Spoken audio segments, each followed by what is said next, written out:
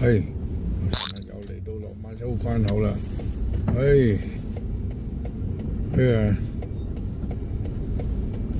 又唔快飛喎，都亂晒坑啊！而家有啲車就直接駛入去，有啲車咧就跟大隊要排隊，唔知佢搞乜鬼啊！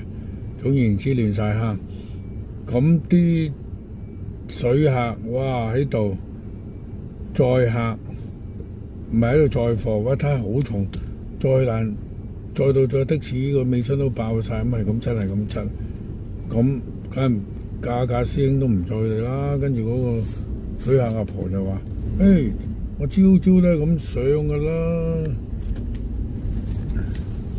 搞乜鬼啊！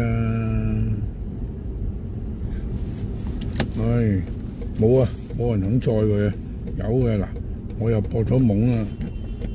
OK， 你又唔派飛嘅？係啊，過嚟㗎。點解唔派飛嘅今朝？而家咁多。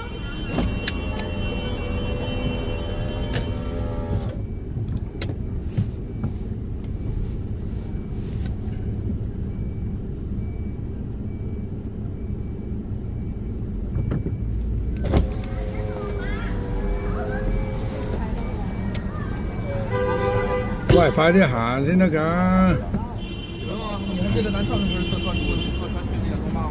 对啊，但东坝和白浪洲不是一个地方吗？不是啊，上車啦，唔使理嗰啲水客㗎，嗰啲水客我哋唔載佢㗎。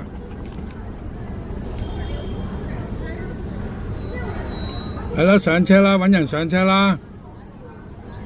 係咁鬼慢㗎。唔想我哋上㗎啦。咪咯，你前面唔上，人哋唔上㗎。你話俾人聽先得㗎。上車嘛。你不能上，你褪後少少，人哋以為你排隊。開車名司機唔該。搞到咁鬼混亂，啲水客已經喺度搞震㗎啦。唔得啦，我哋有3個行李啊。得嘅。